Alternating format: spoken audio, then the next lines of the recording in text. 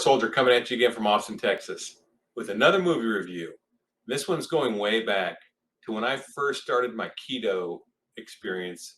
This is a film called The Magic Pill, directed by Robert Pate. It has an IMDb rating of 7.1. But I tell you what, after watching it again and just previously watching these other movies that came after it, I can tell you this movie has a lot to offer that the other ones didn't. So definitely worth checking out. It doesn't quite go into like the history of, Ansel Keys and the dietary guidelines or anything. It brushes over them, and it does tell you that they're wrong. But the big thing this does that I really love is it follows a family, actually several families that are all related, like the mother, the daughter, the grandchild, all of them who are struggling with diet on the standard American diet. The mother is getting Alzheimer-like symptoms, and her mother died of Alzheimer's. Now, my mother died of Alzheimer's, so I saw that terrible death, and I was very sensitive to that. And then her daughter struggles with food as well, and their whole family has problems because one of their granddaughters is autistic and doesn't even speak. Very autistic. I mean, basically, she's functioning, but she's definitely out of control.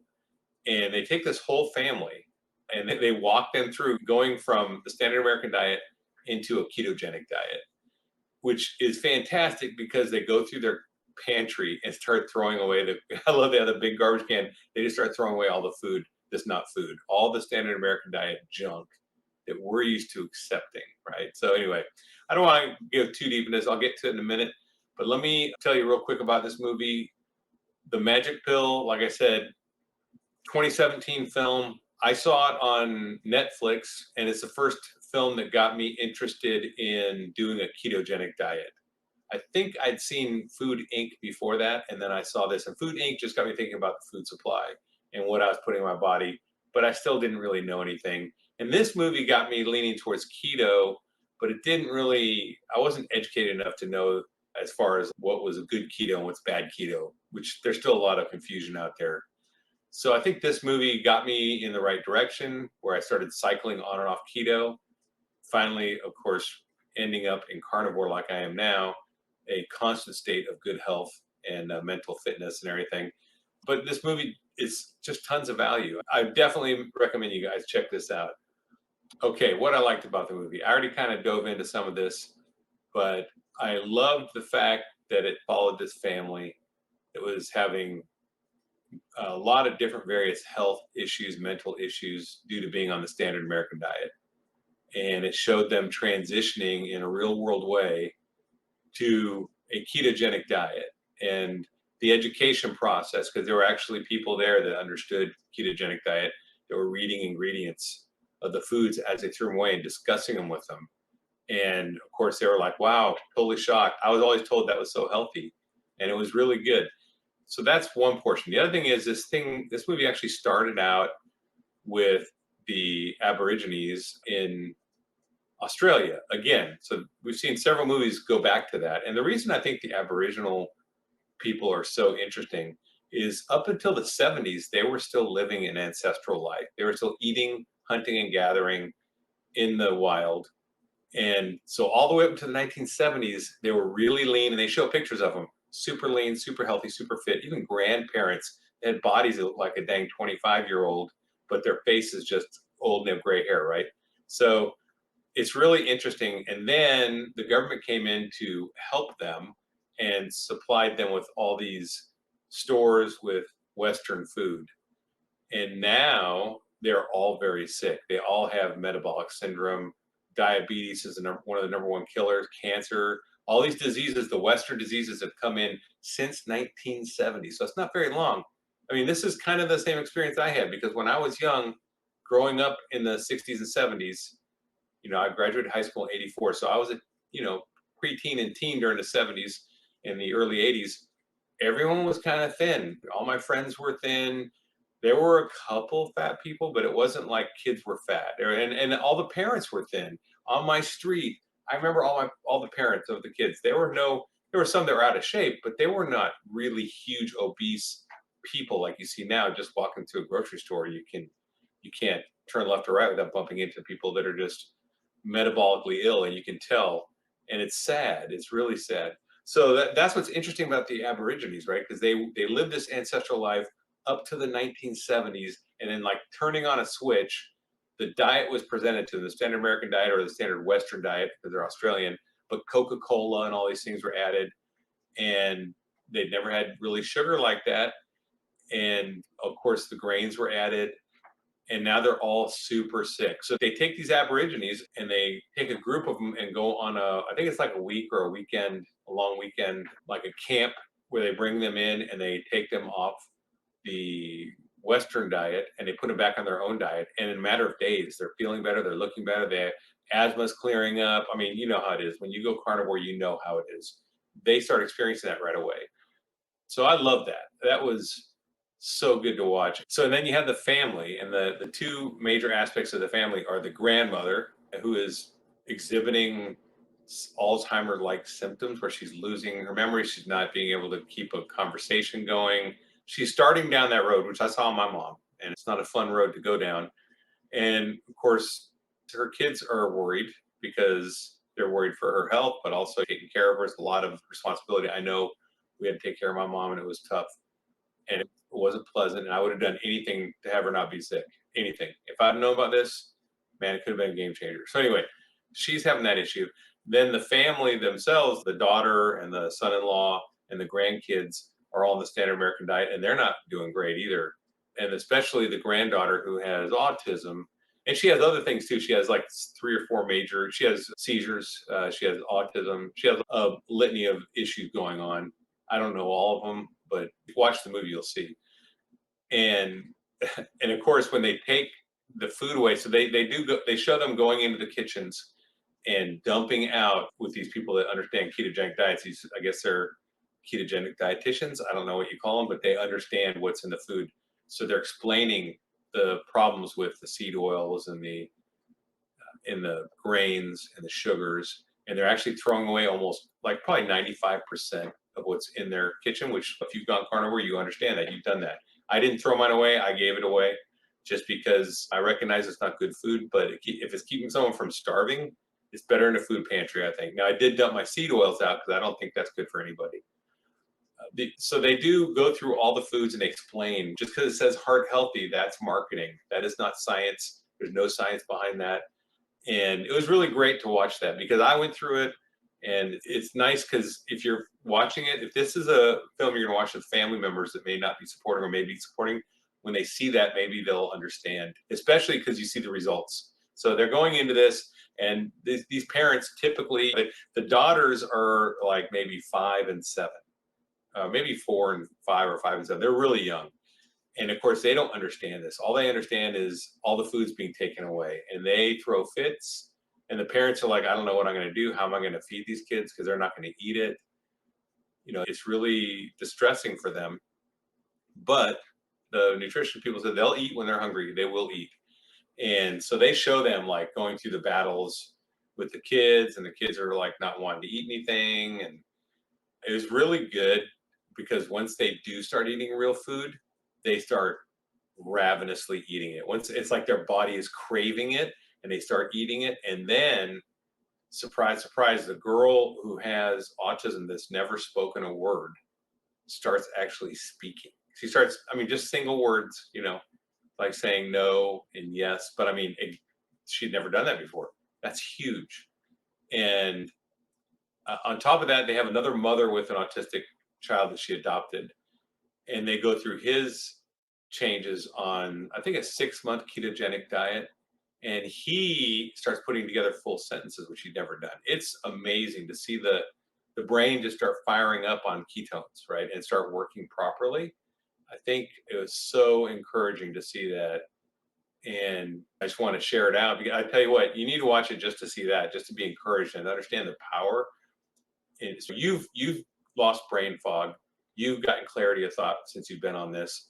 You're seeing improvement. But when you see someone who's really seriously impaired improving, it's drastic. And it really does encourage you. And of course, you do empathize with the parents. It's a tough position to be in, but man, to give them that tool, and they're getting the kids off meds because they're on their very expensive meds, and they're getting them off the meds on this ketogenic diet too, which is the other goal. The other thing, it had the mother with the adopted child that was autistic, and then it had an RN who was diabetic, and she was reversing her diabetes with a ketogenic diet. It was great, and losing a lot of weight. And man, that was an emotional scene when she was able to like reduce her insulin drastically, and then I guess it was a doctor or a nutritionist that was helping her said we can look forward to a day where you're going to be completely off the insulin. And she was like bawling. I mean, it was an amazing thing.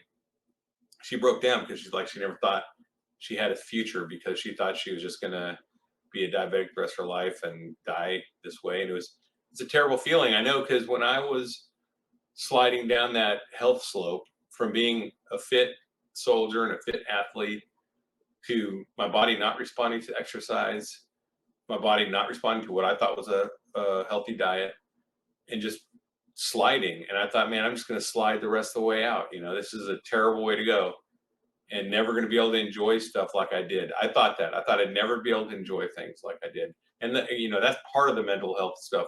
It's not just that your brain's not functioning properly, but there's other stresses added on from seeing your health go in my age group. Now, younger people won't be able to relate to this probably, unless, they're morbidly obese or something. But if they're just regular younger people, a lot of them won't understand this. But when you get to a certain age, and then you've always been able to control your weight and work out, and then all of a sudden that starts going away, it's a big deal, and it adds to the mental stress.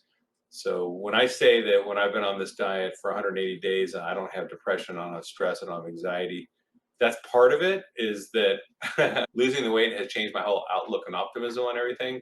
But also there was other underlying stresses beyond that have been lifted off my shoulders. But that was one of them for sure, was the stress. And I don't want to say hopelessness, I guess it was like a lack of hope. I was no longer really looking forward to a long life of enjoying things, really. I mean, so now I'm like planning things. I'm planning vacation trips and things to do with my son, and it's an amazing experience. So that's what I liked. What I disliked in this movie, I gotta say, it was keto, so they're using friendly oils like olive oil, but they don't explain that not all olive oil is the same. So someone watching this movie might just go out and get the cheap olive oil on the shelf. Now, there's a difference, right? And I wouldn't do any olive oil. I would make sure, if I did though, it would be cold pressed olive oil, 100% natural virgin, or whatever they call that has no seed oils mixed in, because most olive oils out there are blended with grapeseed oil or rapeseed oil or some other cheap oil, and that basically brings poison back into your life. So if you're not getting a 100% pure virgin, extra virgin olive oil that's cold pressed and nothing else introduced, then you might be adding poison. So I would just prefer to stick to animal fats, because, well, I'm a carnivore, and they are better.